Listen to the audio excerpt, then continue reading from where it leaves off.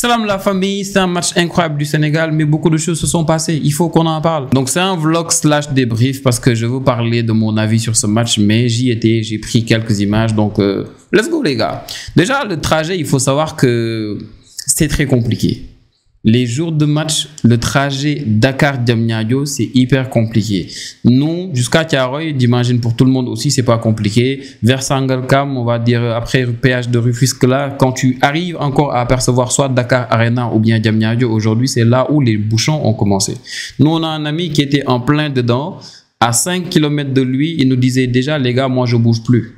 Nous, on vient, on voit les deux voies qui mènent vers la sortie pour aller au stade. Bon, nous, en bon Sénégalais, on a pris la voie rapide, on a contourné, alors qu'il y avait un gendarme devant qui interdisait vraiment de prendre la voie rapide. Pour nous, on contourne, on vient jusqu'au moment où on va rentrer dans les rangs pour faire genre, parce qu'on a laissé à côté des gens qui ne bougeaient pas. Et là, tu as le gendarme qui nous demande de continuer. Et si on continue, on fait le double du temps des autres. Limite, on allait rater tout le match. Du coup, les gars, je vous le dis, hein, qu'importe ce que les gendarmes vous demandent de faire, il faut le faire. Même s'ils vous parlent d'une manière désagréable, il faut le faire. Ils représentent la loi et ils sont là pour assurer vraiment la sécurité et vraiment la bonne marche de ce genre d'événement-là. Du coup, nous, on a refusé. On n'a pas continué. On a essayé de lui parler. Il parlait n'importe comment. Bref, je le conseille à personne, mais on n'a pas écouté. Après, par chance, un motard est venu, peut-être envoyé par Dieu, avec un convoi. Et il s'est frayé un petit chemin comme ça où les voitures pouvaient passer. Et nous, bon, on est passé. On est passé. Après, bon, on avait une voiture avec un laissez-passer devant. On s'est dit convoi, laissez-passer, motard. Maintenant, attention, vous vous dites laisser passer, ils sont dans une BM, eux c'est sûr, ils sont en VIP, 100 000 francs, nanani, pas du tout, pas du tout. J'étais en annexe loge avec un pote et les deux autres étaient en VIP. Vraiment, on fait comme on peut. Même tribune rouge, 1000 francs, on prend. Je déconne. Bref, après on est allé à Diamniadio, on a pris nos tickets, on est revenu.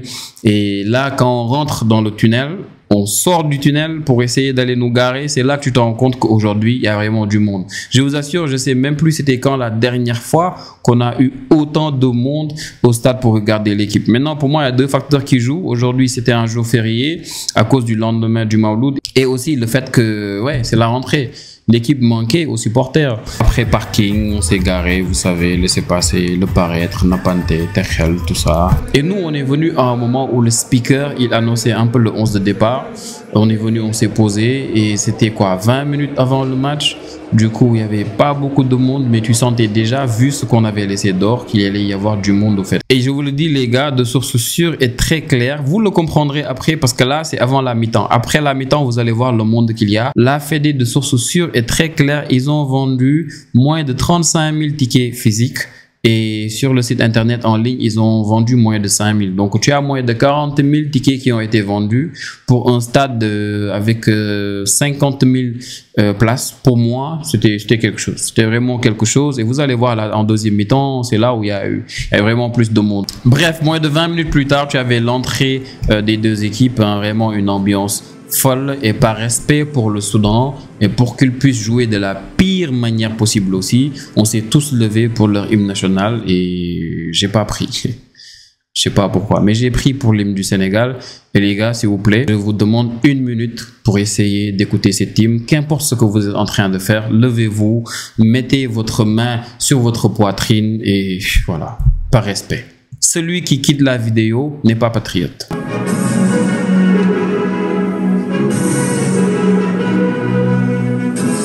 Voilà, salut Afrique Mère. Oui, j'ai dit 1 minute, mais au stade, vous savez, même là-bas, 1 minute, c'est jamais 1 minute, donc tranquille. Bref, première seconde de jeu, tu as un ailier de teint clair qui fait hurler tout le stade. C'est qui? C'est pas la Diouf, c'est Iliman Ndiaye. C'est Iliman Ndiaye, c'est la rentrée, l'équipe nous manquait. Pour la plupart, ils sont venus. Pour qui? Je vais pas dire c'est pour Iliman, hein. Mais en partie, je suis sûr que beaucoup se sont plus régalés en regardant Iliman aujourd'hui qu'un autre joueur. Il était exceptionnel. Incroyable. Il était sur tous les bons coups. Offensivement, il nous a carré en première mi-temps à droite. Hein. Il faut l'avouer. Il faut l'avouer. À 12e minute, capitaine Koulibaly décante la situation. Et là, j'ai le seum. Je suis en colère. Pourquoi? Parce que avant la 12e minute, à chaque fois qu'il y avait coup de pied arrêté, je filmais. Parce que je me disais, on ne sait jamais. On a quand même des tailles dans l'équipe. Et le moment où j'avais décidé de ne pas filmer, c'était cette faute-là où Crépin y centre et où Koulibaly y met ce but. Incroyable. Et je vous laisse avec l'ambiance au stade.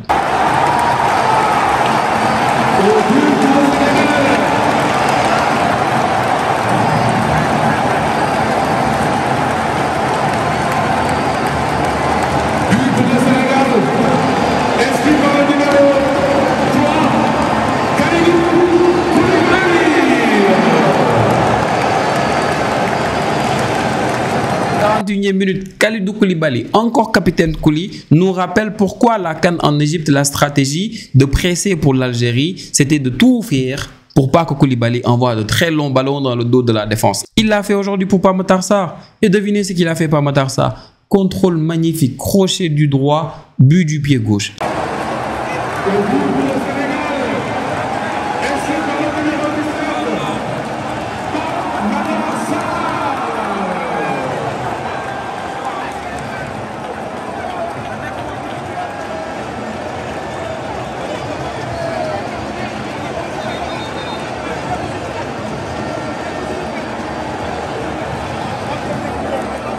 2-0 à la mi-temps, on descend, on a envie de sortir, faire des choses, mais c'était impossible. Il y avait un souci énorme là-bas. Certains n'avaient pas de ticket, voulaient rentrer, d'autres en avaient, ne pouvaient pas rentrer. Bref, c'était compliqué.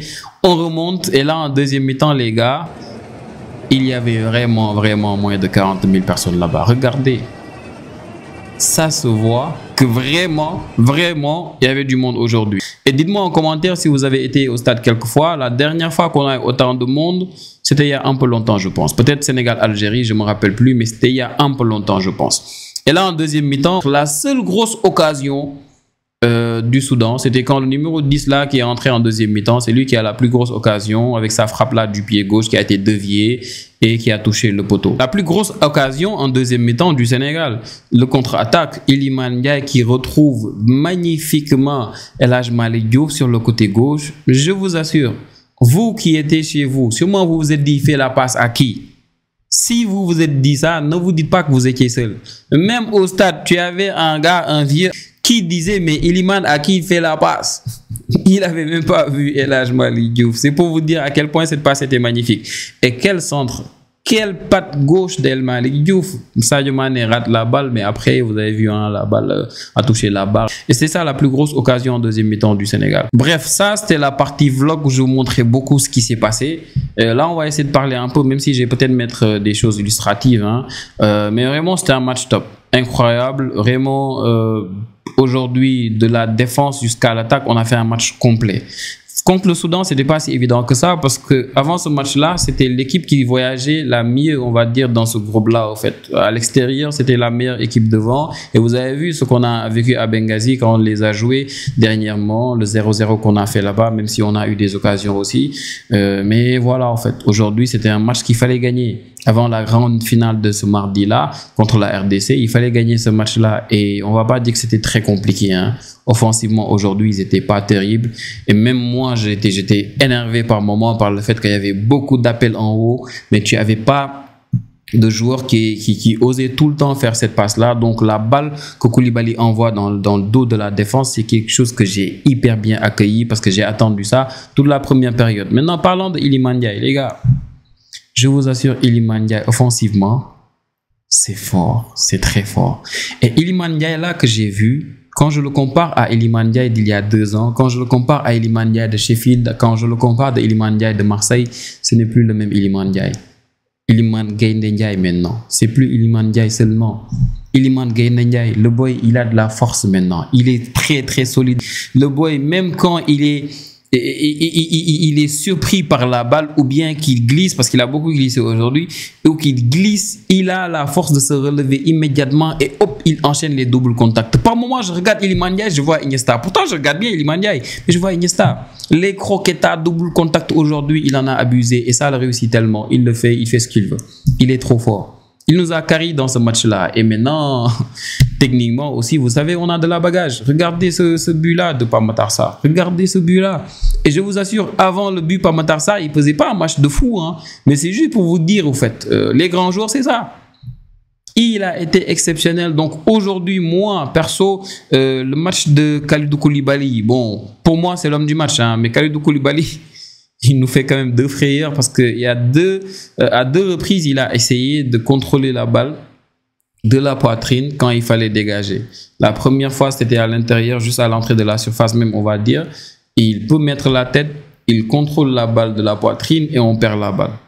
La deuxième fois, c'était juste avant le rond central, il fait aussi la même chose. Donc, c'était les 2 frayeurs par rapport à Kalidou Koulibaly. Mais sinon, la défense aujourd'hui n'a pas été beaucoup testée.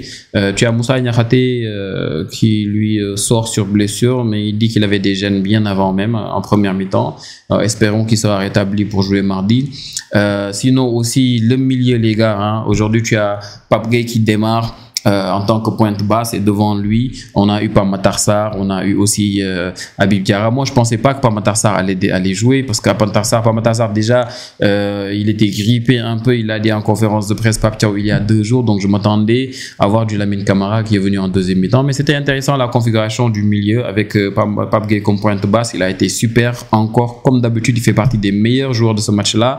Et en deuxième mi-temps quand Pathé Ciss est rentré, en deuxième mi-temps aussi quand Lamine Camara est rentré, et là tu as Pape Gueye qui est monté, là c'était plus Pathé Ciss la pointe basse et tu avais Pape Gueye qui était à droite, Lamine Camara qui était à gauche. Moi je préfère l'inverse, mais bon c'était top aussi. Donc le milieu aujourd'hui a été vraiment compact, le milieu a été top, même si bon en première mi-temps on a vu beaucoup pas de relâchement, mais après le premier but tu vois ils ont joué trop facile et il y a eu beaucoup d'erreurs techniques, mais après en deuxième mi-temps ils se sont rattrapés. C'était aussi le niveau de l'adversaire qui faisait peut-être qu'il y avait des sauts de concentration, je sais pas.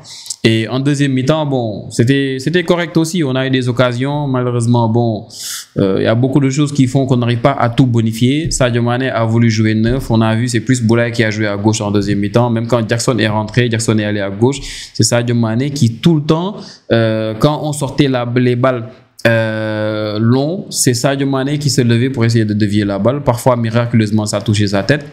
Soudain, côté taille, c'est pas trop ça, mais c'est quand même drôle d'avoir Boulaye, d'avoir Jackson et de mettre Sadio 9 et que Sadio soit là à vouloir dévier les balles. C'était intéressant, même si c'était dommage parce qu'on n'a pas eu tout ce qu'on voulait de Sadio, au fait. Donc aujourd'hui, moi, je vous dis, hein, El Hadji Malick Diouf, incroyable. Ce boy-là, c'est l'avenir de cette équipe. Le coffre qu'il a, les efforts qu'il a fait aujourd'hui, tout le temps des appels, tout le temps, il était là, disponible. À un moment donné, El Hadji Malick Diouf, il dédouble, on lui fait pas la passe, il revient, il sort, il prend un café tout bas, il rentre, il continue, il rattrape le défenseur. Je sais même pas comment il fait.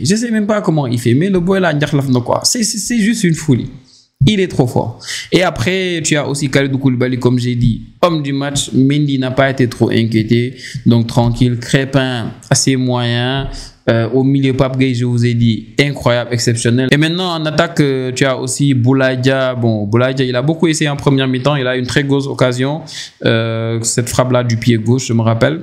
Tu as aussi Iliman, j'en ai parlé. Tu as Sadio Mané. Sadio Mané, disons, c'est le meilleur joueur de l'histoire du Sénégal. Voilà. Meilleur joueur de l'histoire du Sénégal, je dirais pas plus. Donc c'était un match qu'il fallait gagner, on l'a gagné.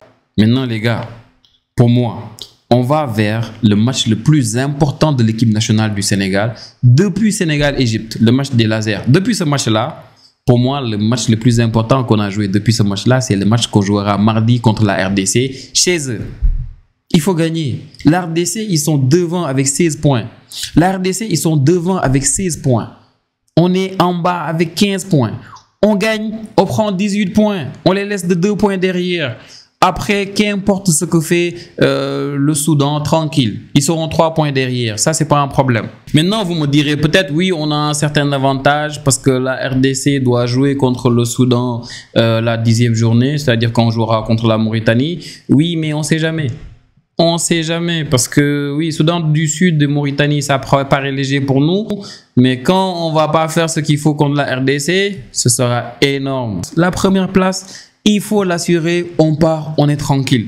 Parce que si on est deuxième, les gars, si on est deuxième, rien n'est sûr. Rien n'est sûr. On dit le meilleur deuxième va passer. C'est les 9 qui vont partir d'office. Le meilleur deuxième, il est même pas sûr. Parce que tu es meilleur deuxième des poules, des 9 poules. Tu es obligé d'aller affronter le meilleur sixième, le 7e de la poule Am Sud et d'autres trucs aussi. On va tous vous mélanger. Vous allez jouer des demi-finales, trucs, je sais pas quoi et quoi, jusqu'à voir qui va gagner pour prendre cette place-là. C'est pas évident. Là, par exemple, on a 15 points. Si là, ça devait s'arrêter là. Tu as au groupe F le Gabon qui est deuxième avec 18 points. Deuxième avec 18 points pour l'instant. Tu vois, nous, on n'a que 15 points. Et si ça devait s'arrêter là, est-ce qu'il y a un autre groupe où il y a plus de 18 points, où il y a à peu près 18 points? C'est tout. C'est tout, c'est ça. Donc, nous, on a 15 points au même titre que Cameroun dans le groupe D. Et voilà, tu as Gabon 18 points, Cameroun 15 points, Sénégal 15 points. Si ça devait s'arrêter là, c'est ça les meilleurs deuxièmes. Vous voyez, donc, on n'est jamais sûr. Il faut être premier. Il faut être premier, assurer la qualification. Et j'espère que cette équipe va y arriver. Il faut vraiment assurer cette victoire-là. C'est un match important. Tout le temps, je le rappelais aux Lions aujourd'hui. Je disais bonne chance pour mardi. C'est important, bonne chance pour mardi. Bon, j'imagine qu'ils le savent déjà. Et j'espère qu'on va y arriver. C'est dommage, hein. J'aurais bien aimé aller regarder le match, faire un vlog aussi. Mais pour ça, il faut vous abonner. Il faut aimer la vidéo. Il faut laisser un petit commentaire et partager, les amis. Ça va me permettre de pouvoir faire ce genre de choses-là. Sinon, les gars, merci pour votre attention. Merci d'avoir regardé cette vidéo si vous regardez jusqu'ici. Et on se retrouve pour une prochaine vidéo. On va certes débriefer le match mardi, Inch'Allah, contre la RDC. Et entre-temps, on fera beaucoup de vidéos sûrement parler d'autres choses. On se revoit donc pour la prochaine vidéo, les amis. Prenez tous bien soin de vous. Ciao, ciao.